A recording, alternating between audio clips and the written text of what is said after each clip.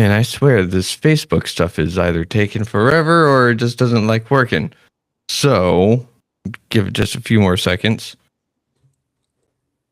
Whenever it hits, I guess. Anyways, have you been tough on yourself because of an addiction or because of a loved one's addiction? Before we get started, I just want to ask for a like or a comment on what you resonated with on this episode and what you'd like to see in the future. But real quick, if you're listening, we want to bring you some hope, and we're speaking to Jennifer Chase today on Guidance and Recovery. Jennifer Chase is a woman in recovery who has broken a generational curse and now helps the relatives of addicts heal, and she's a life coach. So, real quick, Jennifer, I got to ask, what hill are you willing to die on? The hill that I'm willing to die on is that addicts are some of the most wonderful, creative, empathetic, perfect, not perfect, but beautiful human beings. And as a society, we often think of addiction as a moral problem, but it most definitely is not. Yeah. Okay. Oh, yeah. That's a great hill to die on because I'm right there with you. That's the hill. Yeah, and I mean, real quick, can you lead us through like what got you to that hill in the first place? Because that doesn't sound like an easy hill to say, I'm going to plant my flag here and you can't change my mind. Yeah, it took a while. I'm the daughter of an alcoholic. I'm the granddaughter of an alcoholic. I'm probably the great-great-granddaughter of an alcoholic. I have a grandma that was an opiate addict in the 50s before that was kind of a cool thing to be. And so for the most part, my family danced in the disease of alcoholism. And unfortunately, I'm part of that statistic that says 1 out of every 3 little girl and 1 out of every 6 little boy that's raised in that kind of dynamic are being sexually abused. And I was being sexually abused by my mom's dad. And so there were a lot of common denominators in my life, right? Whether it was my dad's alcoholism. And by the way, my dad was my person, right? I loved him. I would follow him around when I was little. And so his, in his discrepancies of when he was sober and when he was drunk and how he behaved was very confusing to me as a child. And so the common denominators were my dad's inconsistencies, were my grandfather hurting me, was my mom that, I wouldn't say my mom was much of a protector in general. And I had 2 siblings, both older, that I didn't really have a fantastic relationship with growing up. And so again, the common denominator to every single one of these situations was me. And so very, very early on, I believed that I just wasn't lovable and I wasn't enough. And so, that was the childhood. And I so desire to break the chains of this thing. I looked at my parents' inability to change, to break the chains of addiction as pure weakness. Like they could have if they wanted to, but they chose not to. And so I spent a good part of my early adulthood with that mindset. Was, I had 2 kids and they were gonna have a different life than I had. And unfortunately, on one Friday afternoon in 2003, I was diagnosed with a hemorrhaging brain tumor and given about 12 hours to live, had the surgery not been successful. And when they took that brain tumor out, they caused nerve damage in my head, which led me to opiates. And I share this not only with other addicts that I'm sure understand what I'm talking about, but those that don't understand addiction, they aren't an addict and don't have an addict brain. I was about 2 weeks removed from that surgery and I'm laying in my bed high, taking them as prescribed in that moment, but I was high and I could hear my family out in the living room playing. And I said out loud, as though there were another 10 or 15 people in the room with me, where the hell has this been my whole life? And I share that, and other addicts are like, yeah, I remember the moment when substance was a solution to absolutely everything, right? It was the first moment that I felt like I fit in my skin. It was the first moment that I didn't care that my dad was an alcoholic or that my grandfather had abused me or that I had just had to say goodbye to my children 2 weeks before that. And in that moment, it quite literally was the solution to everything that I had walked through up until the 29 years of my life. And I was addicted emotionally from that moment moving forward. It took another probably a couple of months for me to be addicted physically, but the physical addiction was nothing in comparison to this new emotional addiction that I had found, my solution, right? And I think, if I can add two hills I'm willing to die on, the second hill that I'm willing to die on is that substance is not the problem. Substance is the solution to the problem. Mm-hmm. Yep. Right. And for me in that moment, I found my solution, and that is where my addiction began. Ugh, man, that's really rough to hear. And yeah, you're right. It, like, for myself, alcohol was the solution to the problem. And then whenever it just started getting worse, I was like, oh, well, obviously I haven't drank enough. That's why the problems are still here. So, and it doesn't work that way. Well, and I think too, a lot of us, when we think about getting sober, we think about just removing the substance. And that isn't even the beginning of it, right? Like, again, substance isn't the problem. So if you just remove substance, you still have the problem, right? And we've got to figure out why or what substance has been the solution to, in order for us to really find peace and serenity and proper recovery.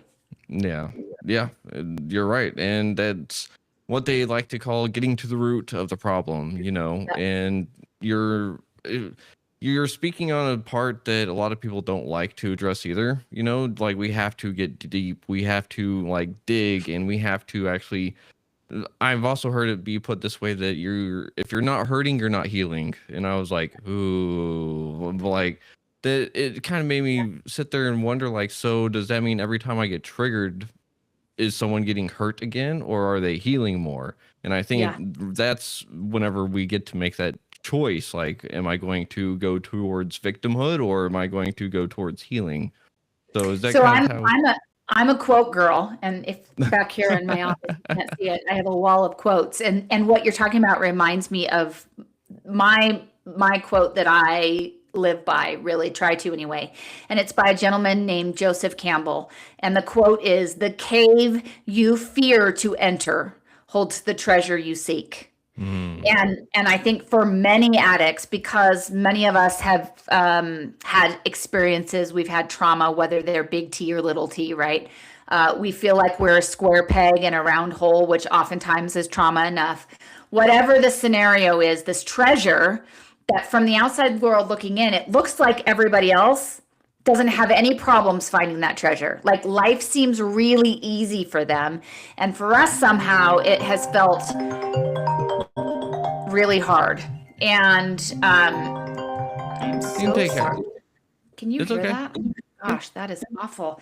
And it always feels really hard for us, right? And this quote again, the cave you fear to enter holds the treasure you seek, is about knowing that this treasure is inside this cave, but there's a lot of spiders and stalagmites and darkness and shit, if you don't mind my language, right? Things that are inside this cave that have really kept me from going inside my whole life. And what we're talking about is going deep and really seeking the solution rather than substance, is going inside of this cave, pulling up a chair, bringing your people in with you, because I don't think we can necessarily do this work by ourselves. I think we need a tribe of people. We go in there, we sit down, and we experience the discomfort of this cave, right?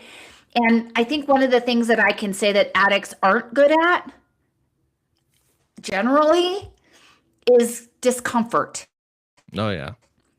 I don't think we do discomfort very well, right? And so I think that's why, two things. One, the cave is difficult, and two, I think we need to go in with other people. Yeah, some really strong points right there. And you're making me remember, it was a Reddit post. I don't remember exactly what. It's something to do with the birthday, and then someone was like, well, I hate birthdays, blah, blah, blah. And someone was like, well, if we didn't have birthdays to like teach children how to be like sit in discomfort in a healthy, supportive manner, then it's just going to lead to a bunch of odd problems. And I was like, oh. Well, and it's interesting. So one of the things I didn't share with you yet, but So when I got sick with my brain tumor, my kids were 2 and 5. And when I got sober, my kids were 18 and 21. So they definitely lived most of their childhood with me in active addiction. And I found out when my son was a senior in high school that he too was suffering with addiction. And I don't say this in a way that is to be a gotcha moment, but I inadvertently became his drug dealer, if you will, right? Mm.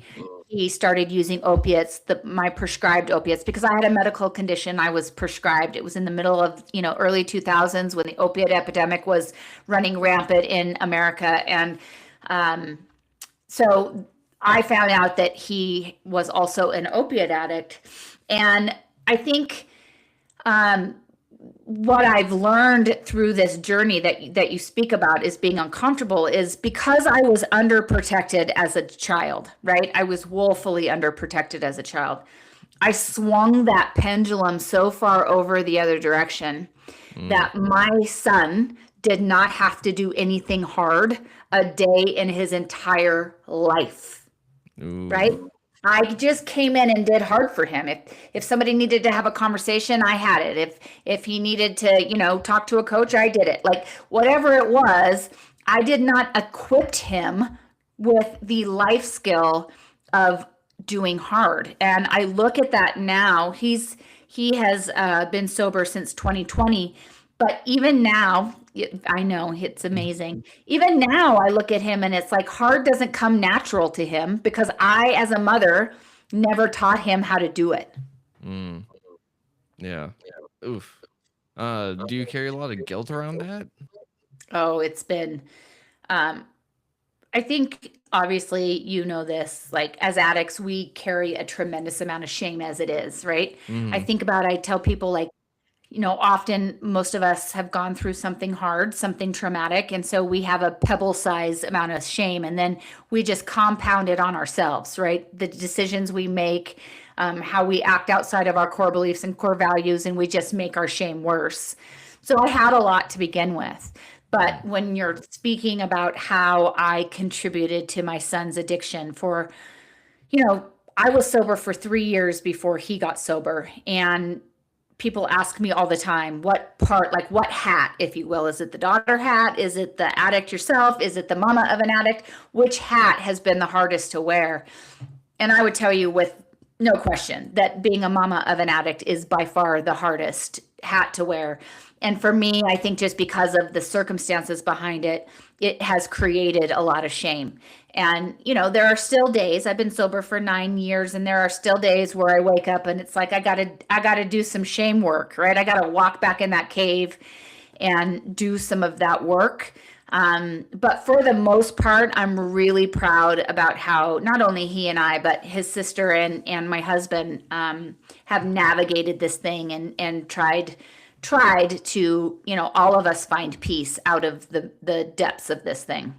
Yeah. Yeah. And I mean, there are a lot of different hats to wear whenever it comes to addiction. And being in your position, it's both unique and not unique, because it's a generational kind of thing. And so Yeah. it's something that really is hard to break. And I again, congratulations to you and him for y'all's recovery dates. Those are awesome. Thank you. And of Thank you. course, and I mean, whenever y'all started, so you got sober first 3 years before he did. I And did. what was the turning point for you? Like, when was your rock bottom of sorts to where you were like, okay, that everything's got to change because this is definitely not good? Yeah. So October of 2016, that is when I learned that my son was addicted to opiates. And I wish I could tell you that was my sober date, right? I wish I could tell you that the moment that I found that out and realized that I never used another substance, but that would be a lie.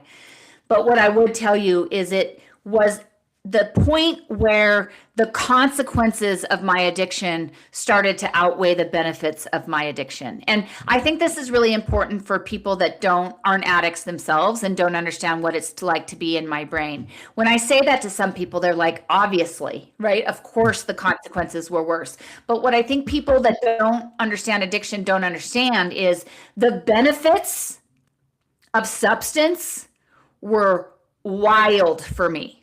Even when it looked like from the outside looking in that my life was falling apart, there were still benefits for me using substance.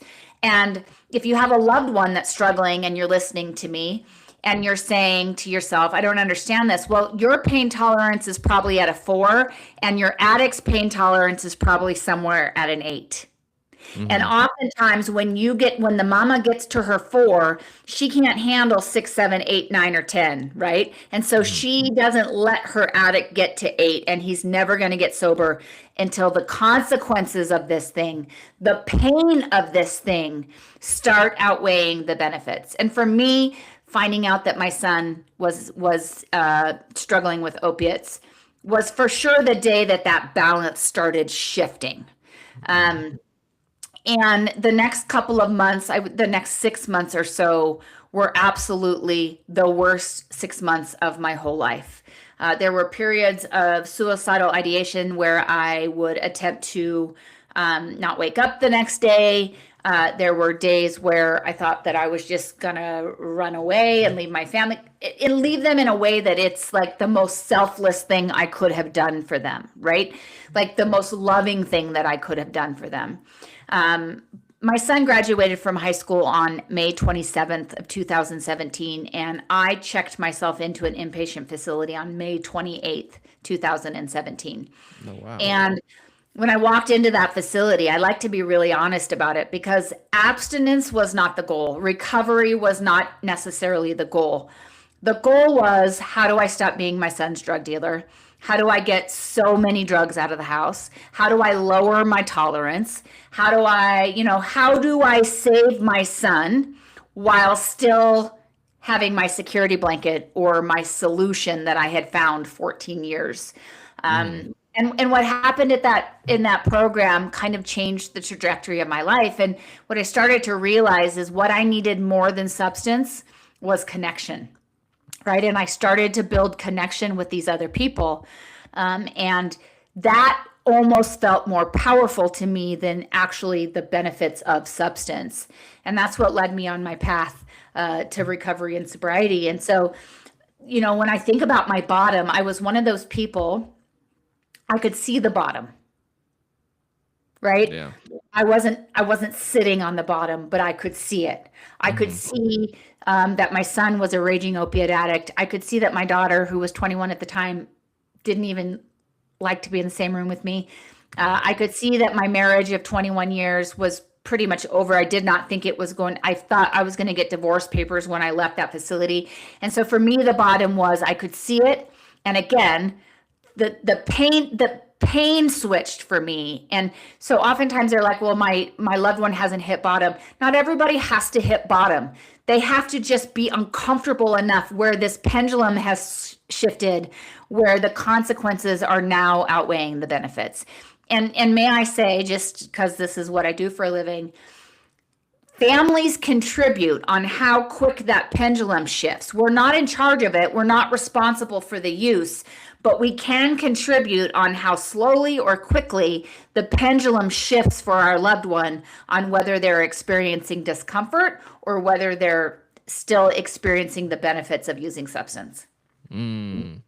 Okay. Well, thank you for pointing that out. And I love the way that you said that too, because you're right. Whenever during my whole stint of everything, it was very much like, oh, I can see where all this is going to go bad. And it was still not enough of a pain to produce a change of going like, yeah, never mind.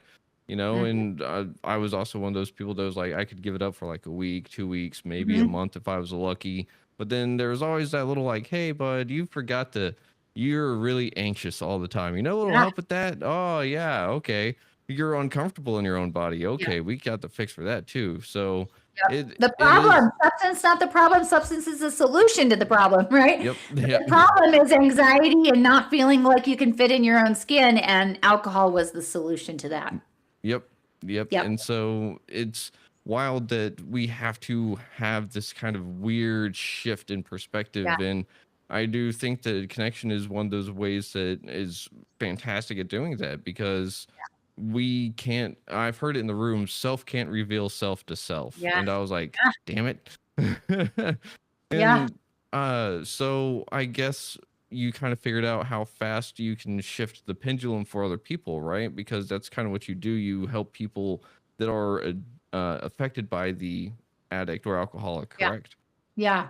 So yes, I worked for about 6 years. I worked in the field, right, in the trenches, helping people get sober in outpatient programs, and really investing in the addict themselves. And the longer I did this work, there was just this little thing that I call God, right? My higher power pulling me and being like, Jennifer, we didn't walk through all of this together, right? The perspective as a daughter and a granddaughter, and then my struggle with addiction, even though it was the one thing I was going to break the chains of this thing. And then walking through this with my son, my God was telling me, like, we didn't go through this for nothing, right? And I do, have a unique perspective. I mean, not as unique as I wish it were, just from the sense that I wish people didn't have to wear this many hats. But it's a unique perspective to be able to help loved ones that, number one, don't understand addiction because that's not the way their brain works. Or number two, they don't know how to help in a way that is going to lead to change, right? Again, I want to say this as loud as I can. We are not responsible as family members for our loved ones' addictions, right? We didn't cause it. We can't cure it. We can't, all the things, but we can contribute to the longevity of it. Okay. So when we're talking about pain tolerances, if I'm making sure that my loved one never gets to an 8 where they experience enough pain because I'm uncomfortable here at 6, 7, and 8, then I'm contributing to the longevity of my addicted loved one's addiction. Right? Okay. Now, oppositely, I can also contribute the other direction, which is I can contribute to it, maybe them experiencing that discomfort sooner and not having to hit bottom, but seeing bottom, right? I can contribute to that and help them find recovery quicker or sooner. What I know is that our families typically are the most influential people in our lives. Yeah. And this disease of addiction is a family problem. Right? It's a family dance problem. It's a dynamic problem. And if we can teach that the problem is oftentimes loved ones are like, yeah, I need you to go get sober and then come back and get back into this dynamic. Right? And I tell loved ones all the time, like, when I got sober, I was going to do one of two things. I was going to be high on your dance floor because that's the only way I can be on that dance floor. Or I'm going to get off that dance floor altogether and leave those relationships. The goal is for the family and the addict to all choose a new dance floor where they can be authentic on that dance floor, including the addict, right? This is a family solution rather than the mindset that the addict is the problem. And if they just stop using substance, everything's going to be better. Okay. So how does one help in that regard without being codependent to a fault? Well, oftentimes the codependents are what the codependency itself is what is driving that toxic pattern, right? This is the thing about codependency. Very little different.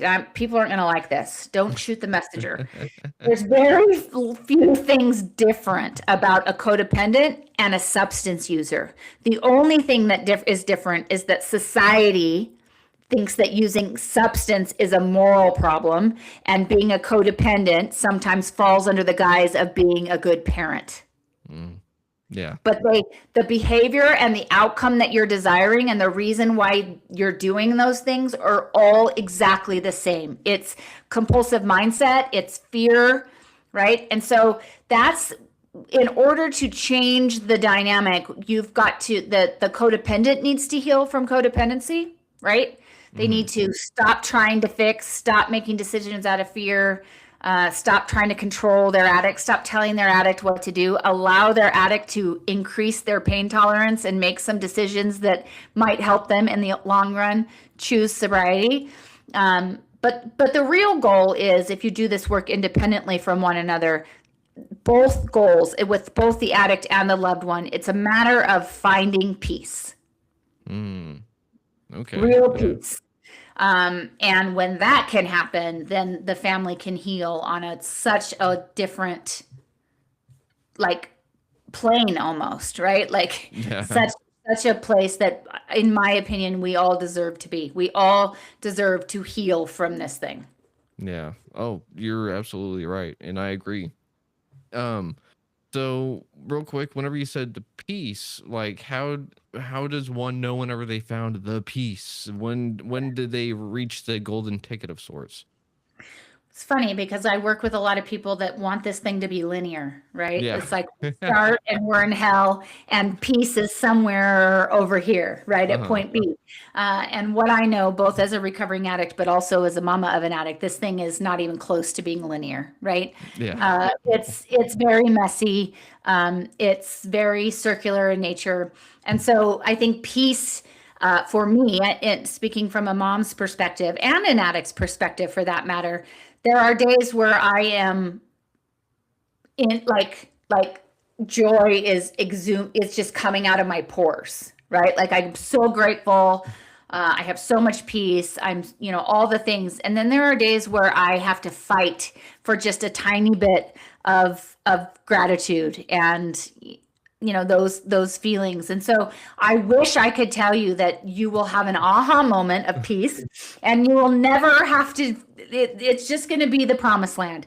But unfortunately, true for us as addicts and as loved ones, I don't think it's not linear. But I can say, when I started this thing with my son, peace was fleeting, right? Peace was very, very fleeting. And now I can tell you that fear and darkness and codependency are very, very fleeting.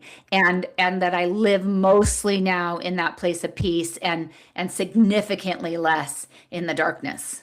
Yeah, getting out of that cave of sorts. Yeah. And I guess you just got to change it from chasing the pink dragon to just chasing peace. Yeah. Yeah. Well, and it's funny because I'm in charge, and this is the other thing that as loved ones, especially codependents, we think about. It's like I can't possibly have peace if my loved one is suffering from addiction, right? Like, I'm only as good as my child. If my child's good, I'm good. If they're bad, I'm bad, right? Which is, if you're listening to me and you're like, yeah, that's the way it is, it might be a red flag, right? That you have some codependency going on in your brain. And so that's the part that's, I think, hard is my son, who, like I said, has been sober since 2020, suffers with some mental health and has made a decision for himself not to be medicated, which I support. But because of that, he waves a little bit, right? Has some ups and some downs. And I know how well I'm doing from a codependency standpoint when I don't go with him. Right? My waves, and not that waves aren't normal, but they're little itty bitty waves opposed to his bigger waves, if you will. And so, this isn't easy, and it's never going to be easy. It's never going to be one day you wake up and addiction isn't going to be on your mind anymore, right? I think as loved ones, we worry about codependency, or I'm sorry, we worry about relapse. We worry about, consequences, all the things, whatever we worry about, the fear. But for the most part, peace is an inside job. And your addict being sober or not sober is not dependent on whether you experience peace. And if you're listening to me right now and you're like, this person is crazy, call me. I'll help you because I've been able to help a lot of people, right? And that's the thing. It's like, my peace is a me problem. It's an inside job. And I can find peace regardless of whether my loved one ever gets sober. Yeah. And I mean, that's really hard to do, and I Yeah. mean, congratulations on not going with the waves all the time, but Thank you. it's hard not to though, whenever something happens in life, we are inadvertently going to affect someone or something else one way or another, For sure. and I think it's just all about managing our reactions. Like I said before, those trigger moments. If we get Yeah. triggered or something happens, do we chase that like angry hedgehog or something, or do we go Yeah. towards the other, like the duck? Yeah. Yeah. But Yeah. um, Yeah, and I think it's important too in that process is learning how to pause, right? mhm, Because triggers are just feelings that can pass.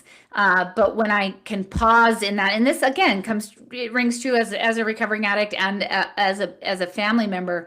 The trigger is just an emotion. If I let it pause and just make a determination of how I want to respond to it and not react. Hope you can hear the difference between reacting and responding. Then life is going to be a lot more peaceful. yeah, oof. And earlier you'd said the R word in recovery, the relapse. Mm, So, and that's always a touchy subject too, because I've heard some people say, "Oh, relapse is a part of addiction," and "Oh, relapse is a part of recovery," or some people say, "No, it's just part of the disease." So, what's your take on relapse? And of course, it's still not a moral failing, but a lot of people have a hard time picking themselves back up, if you will. yeah, I think sometimes we put too much energy in the word relapse. Mm, I think as addicts, I know a lot of people that like have their sobriety dates tattooed on them and then they relapse. And now the shame that they just created is just so astronomical. And I'm sure you've experienced it if you go to AA meetings, somebody that's got 20 years and they show up and get a 24-hour chip and it's just, so deflated. And look, I haven't, I haven't, knock on wood, relapsed since I got sober in 2017. And so I haven't experienced that, but I have been in the trenches with a lot of other addicts that have relapsed in my professional life. And now I'm on the end with the family. And I think sometimes the family has more anxiety in and around relapse. As a society, I think we miss the this is an overused word, but I'm going to use it because I think it's appropriate. We miss the PTSD that happens when you're watching a loved one through the addiction process, right? yeah. And oftentimes they'll refer to it as I'm just waiting for the other shoe to drop, Yep. and they miss the intent, they miss the moment, right? They miss the piece that they're experiencing in this moment, whether their child is not like is doing really well and thriving, but they're waiting because they're just so fearful of that. And so from my perspective, sometimes I just think we put too much energy into the word. Like as a recovering addict, if you relapse, we're still good, right? We're still Mhm. like you're still good. We're still good. You can still get back onto this thing. Like the days that you had are not removed from you. All of the lessons you learned in those days are still lessons that you learned.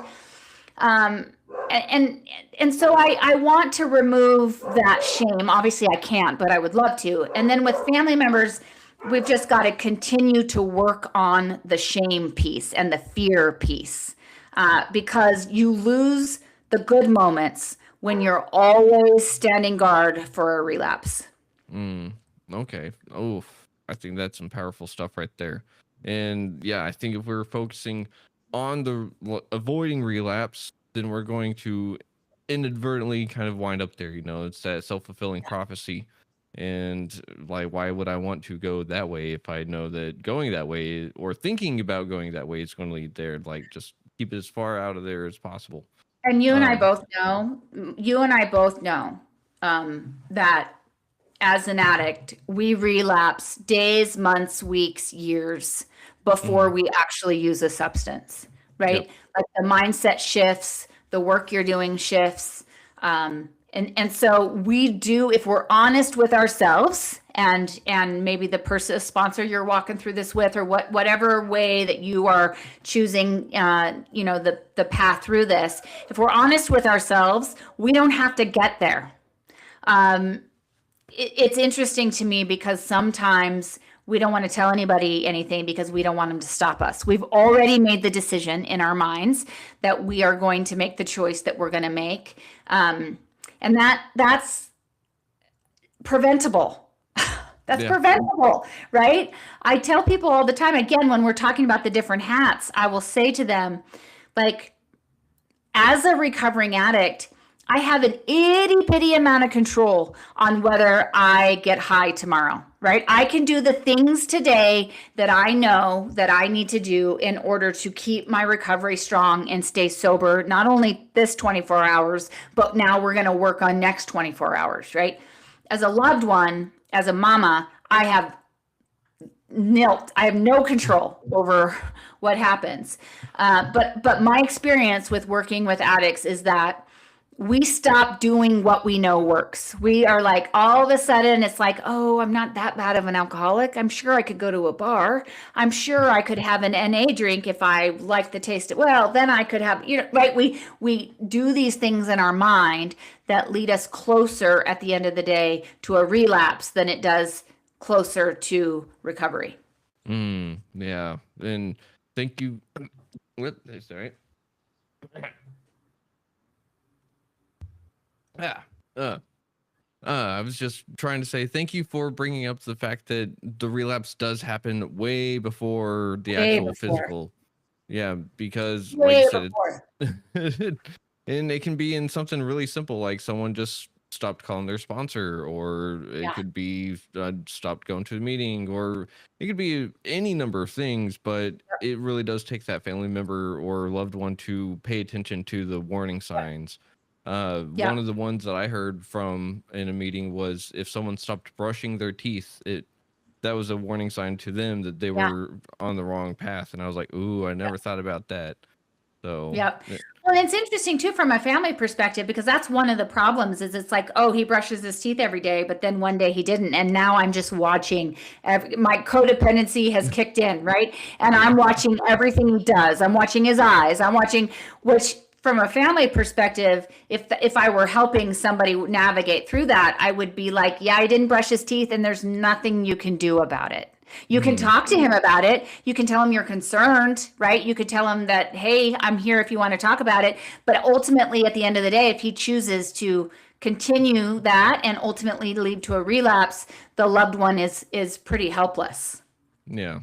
So whenever it comes to like working with the addict and working with the family and stuff and trying to both heal the family dynamics and the inside of oneself to stop the bad behaviors, does boundaries with oneself or others come first? Great question. So I think to answer that question, I need to give you what my thoughts on boundaries are. Okay. Boundaries are, in my opinion, 100% about protecting your own peace, not about punishing somebody else, right? So if I set a boundary for somebody else where I'm trying to control an outcome or punish them, in my opinion, we're doing it wrong.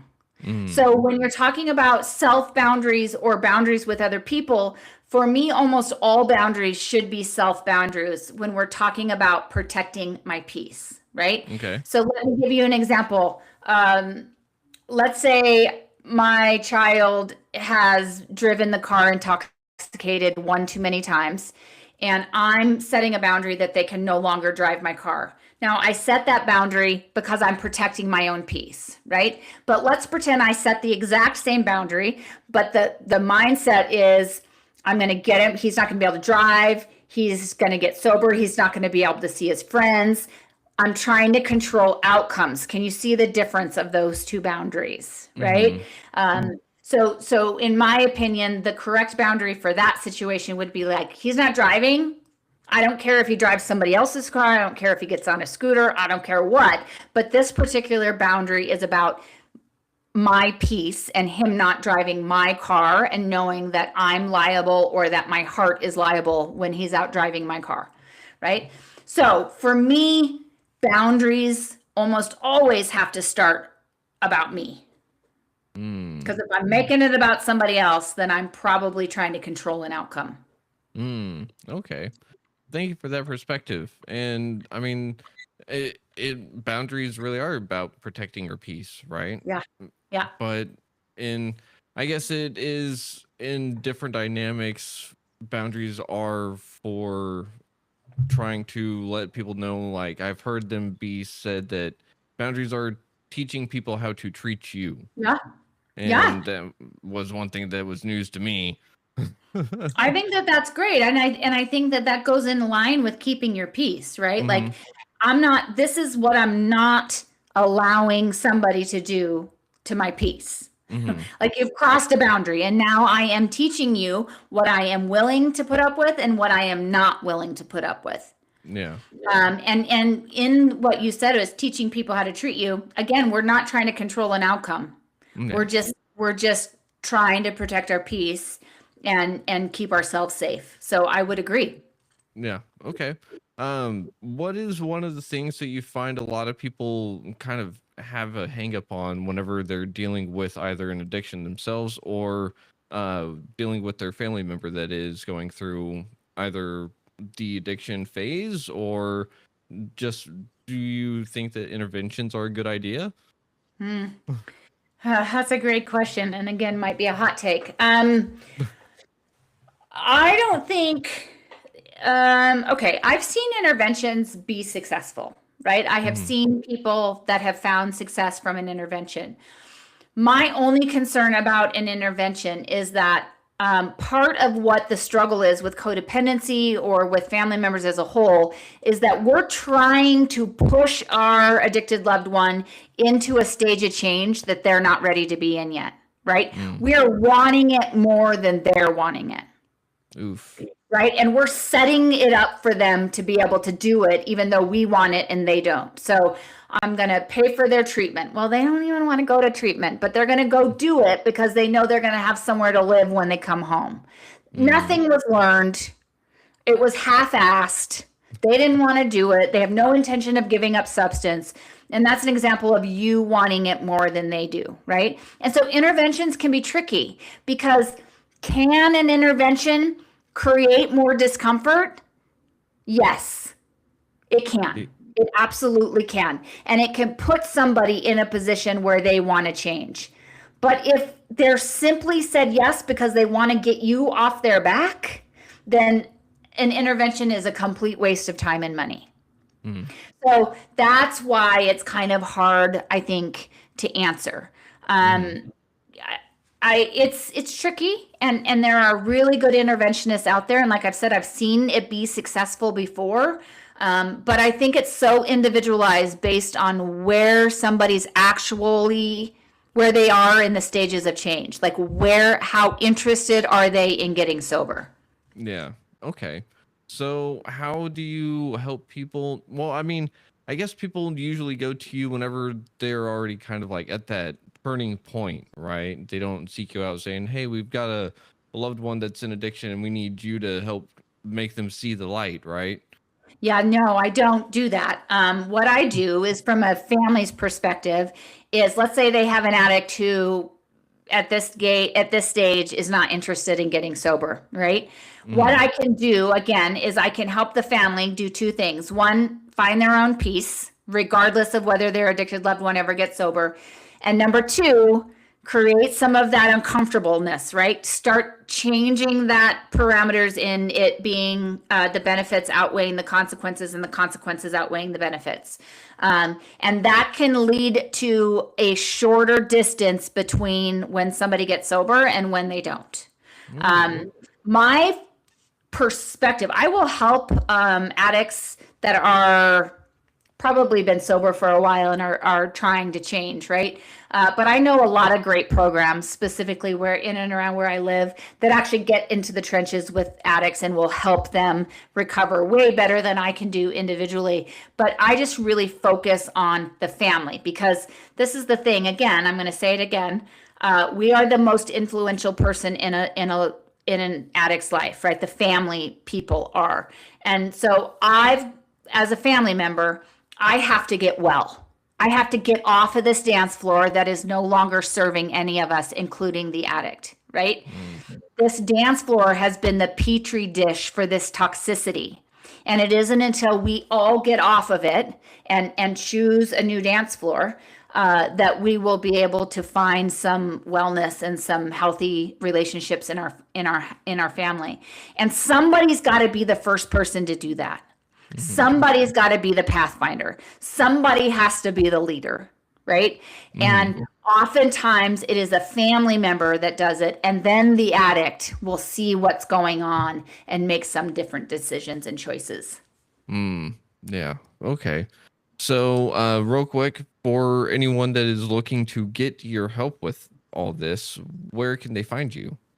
I would love them to reach out. My website is www.riseaddictionlc.com. And there's a part on there that says let's work together, but there under the let's work together, it says contact me. And even if you, I don't know, just want to chat, you just want to connect, please, please, please, I want to be a resource for people, because this is the thing. We cannot go into the cave by ourselves. And as an addict, yes, I had to go into the cave, but as a mama, I also had to go into that cave, right? I had to figure out why I didn't allow my son to do hard things, why I swung the pendulum so far over the other direction. You know, the shame that was surrounded in just being a mom of an addict. And it wasn't because I became his drug dealer. It's because, I mean, it was for me, but generally there's just a lot of shame around being a loved one of an addict. And so we've got to find our people. So one of the things that I do is I connect on a Tuesday evening, I connect people from all over the country onto this call. It's a coaching call where I do a little bit of teaching and a lot of connecting, and a lot of women and men get together that have this similar struggle, that all of a sudden don't have anything to talk to their neighbor about because they're tired of hearing about how wonderful their kids are, right? And you have one that is struggling with addiction or whatever that looks like. So please, please, please, if you're listening to me and you would love to just find some connection, contact me on my website, and I would love to connect. Okay. Thank you for putting that out there, and thank you for doing what you do, because it is way, way, way, way needed, because again, we do sit here, and as a society, we are getting better at addressing the addict or alcoholic, whatever have you, and we are getting better at dealing or getting to the root cause for everyone, but at the same time, we're not really taking care of that nurture aspect, because the nature nurture debate is always in play, and I think it's both have equal parts in it, but that's the thing, it's all nuanced, it's very intricate, it all really depends on the little things, and that's where the big things are built from. So I think too, we have a lot of resources for you and I, right? Trying to get sober, right? We've got programs, we've got meetings, we've got all sorts of things for addicts that are struggling to find each other and build this connection, but very few resources for the family. And if we view this as a family, I hate to use the word, I mean, I believe it's a disease. I don't want to alienate anybody that doesn't feel that way, but like a family disease, a family problem. Can we agree that it's a family problem, right? Yeah. And so if we simply treat the addict and not the rest of the family members, we are doing everybody a disservice. And by the way, may I say, the outcomes for your addict are significantly less. The outcomes are going significantly less successful if the family does not also heal. Oh, thank you for putting that out there, because I mean, they also like to say that just because you change your environment doesn't mean you get away from your stuff, but I'm not around my family anymore. And let me tell you, if I still were and they hadn't really Yep. been working on their own shit, then I definitely would not be where I'm at right now. So, yeah. Yep, that's the dance floor, right? That was when I said you either I'm going to be high on your dance floor or I'm going to get off. And Hmm. that's the problem. Many people have to get off because their family is not willing to understand how they have contributed to the dance. Yeah. And so, I mean, that's got to be one of those really hard things for you to kind of take on because as someone in addiction, it's easy to at least kind of start to go, yeah, I kind of fuck shit up, you know? But Yeah. being the parent of someone that is going through it, they're usually a parent with the best intentions, right? Like Yeah. I didn't want this for them, so it's Yeah. not they made the mistake. I was fine in doing what I did. They just misinterpreted my lessons, Yeah. right? And I think that's interesting because there are a lot of people out there that are not ready to come get the kind of help that I provide, Mm. right? We're just not there yet. There's still potentially the blame, right? There's still, it's a him problem. I didn't do anything wrong. I didn't contribute to this. And I validate that to a certain degree. Like I walked through this with my husband, and I remember the day that I said to him, like, what responsibility do you take for my addiction? And I can't believe we like made it through that moment in time because he was shocked, right? But let me just say, if my husband was sitting here today, like my husband was that guy. Like if my prescription was due at midnight, my husband was at the pharmacy at 12:02 picking it Mm. up, right? He was the one that made the kids good so that I didn't have to worry. He was the one that did all of the things in an enabling manner that helped, again, not responsible for me being an addict, but he helped in the longevity of how long I was able to use without the consequences outweighing the benefits, right? Mm. And so that's important from a family's perspective is like you aren't to blame and you didn't cause it and you aren't responsible for it. But can you see how the dance floor, the toxicity within this family dynamic has contributed to the possibility that it is allowing that addict of yours to continue to use without that pendulum switching? Mm. And those are the people that come find me. Those are Mm. the people that are like, yes, I'm ready to find peace. And yes, I'm willing to sit down and figure out how I have or have not contributed. Mm. Okay. And so because they also are having that gift of desperation, that's where it kind Yes. of works. Yeah. Yeah. That's the same stages of change that we're talking about, right? It's Mm. like the loved one gets to the same stage of change that the addict gets to, and often not at the same time, Mm. but they're connected. Like Yeah. they kind of dance the way that the stages of change go. So yes, it is the desperation that I have had this mindset. I've done what I thought was going to work. None of it has worked. And now I need somebody to come stand next to me and walk out of this thing with me. Yeah. Oof. And the way that you just kind of pictured this whole thing is like a cave of sorts really does make me think of like Plato's cave, you know, Yep. just like we're stuck in the cave for so long that we forget what Yep. the outside's like. And then we Yep. don't believe anyone from the outside. And yeah, Yep. then going outside is painful at first. And it's like, yeah, so, ah. Yeah. Well, But, and I think that that's the darkness about addiction as a whole, right? mhm.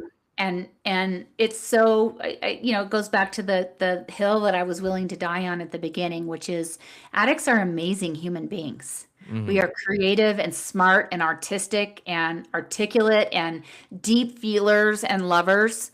And yet, so many of us have had an event or something happened to us in our lives where substance became the solution to. Mhm. And as a society, we have been looked down upon because of that solution. And I think my prayer is that we continue to break the stigma of this and look at people for maybe what happened to them, that they chose substance as a solution rather than choosing substance as the solution. Yeah.